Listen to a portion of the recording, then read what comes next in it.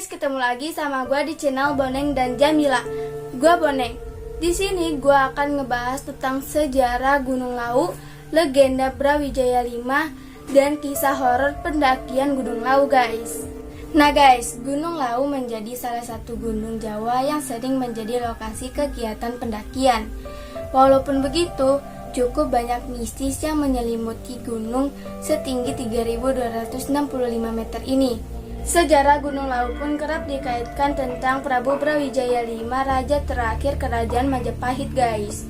Jadi Gunung Lawu terletak di perbatasan dua provinsi, meliputi Kabupaten Karanganyar, Jawa Tengah, serta Kabupaten Ngawi dan Kabupaten Magetan di Jawa Timur.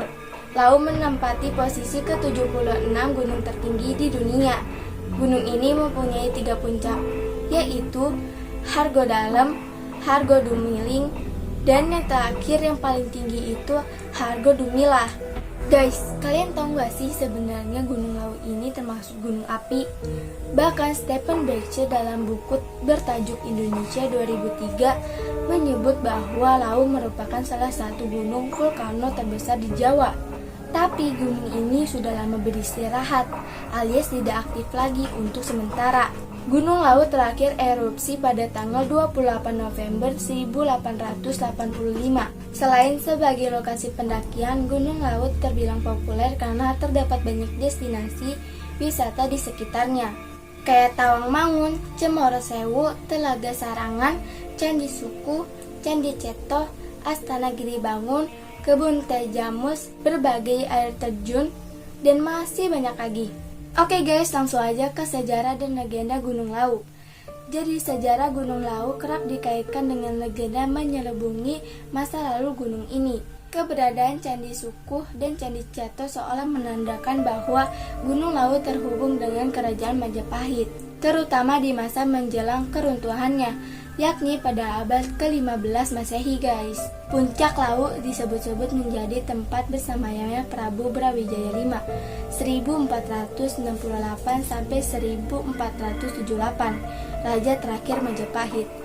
Brawijaya adalah ayahanda Raden Patah 1475 sampai 1518, yang nantinya akan mendirikan kerajaan Islam pertama di Jawa, Kesultanan Demak, sekaligus memungkasi riwayat Majapahit. Terlepas pro dan kontra, kemudian muncul keterkaitan Prabu Brawijaya V dengan Gunung Lawu tercatat dengan beberapa referensi.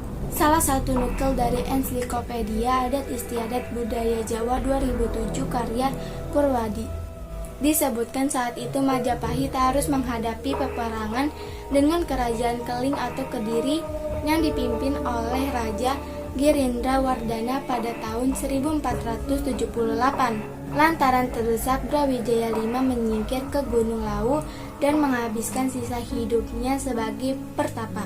Petilasan terakhir sang raja dikenal sebagai Pringondani.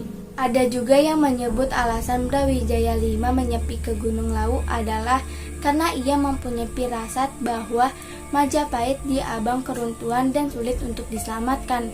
Ditambah lagi, Brawijaya V risau karena sang putra Raden Patah memeluk Islam dan membangun kekuatan baru di Demak. Jejak Prabu Brawijaya V di Gunung Lawu dapat ditelisik dari banyaknya penganut Buddha di desa-desa yang terletak di lereng gunung tersebut.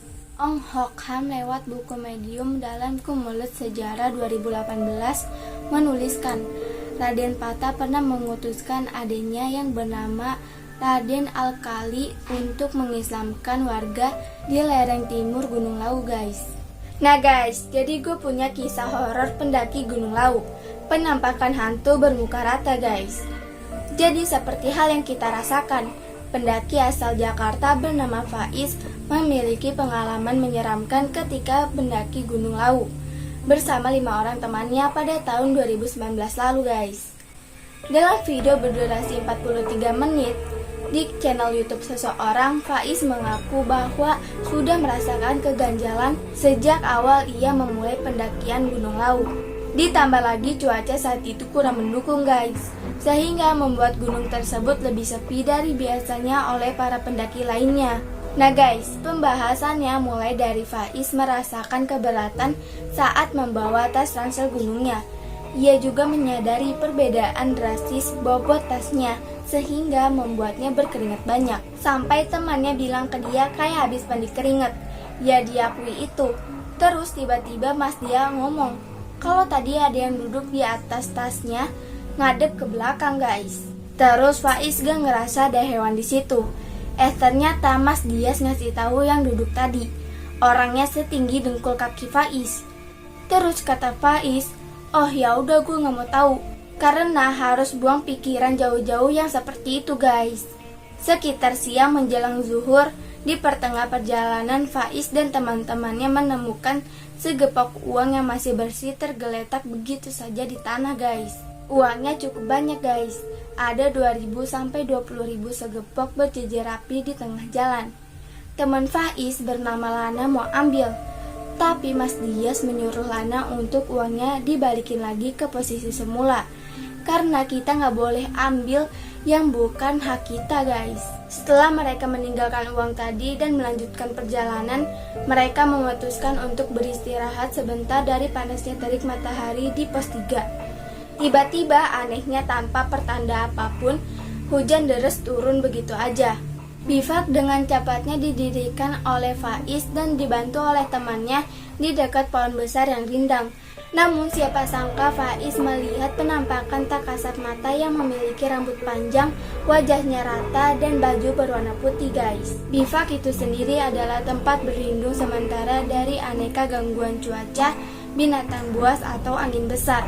Benda ini merupakan salah satu benda yang wajib dibawa saat bertahan di alam bebas guys. Gak tahu kenapa emang dari awal gue udah ngerasain aura yang gak enak di situ. Gue lagi jongkok ngiket tali buat bivak, pas gue noleh ke atas ada yang ngintip. Mukanya rata, rambutnya panjang, dan pakai baju warna putih. Gue takut, tapi gimana caranya nguatin diri biar terlihat gak terjadi apa-apa.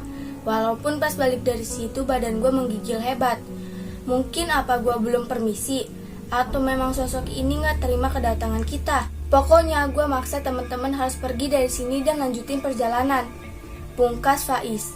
Singkat cerita, setelah perdebatan terjadi, akhirnya mereka memutuskan untuk melanjutkan perjalanan dengan keadaan hujan yang sangat deras. Tak lama kemudian, mereka semua mendengar suara bisikan samar-samar, hati-hati ya di jalan. Konon apabila kalian mendengar suara-suara aneh tersebut, maka kalian harus membuang salah satu barang yang kalian punya. Sebagaimana orang yang sedang bertransaksi dengan cara barter guys. Oke guys, segitu aja video dari gua. Jangan lupa untuk di like, komen sebanyak-banyaknya, dan share ke teman-teman kalian. Dan jangan lupa untuk di subscribe ya. Bye!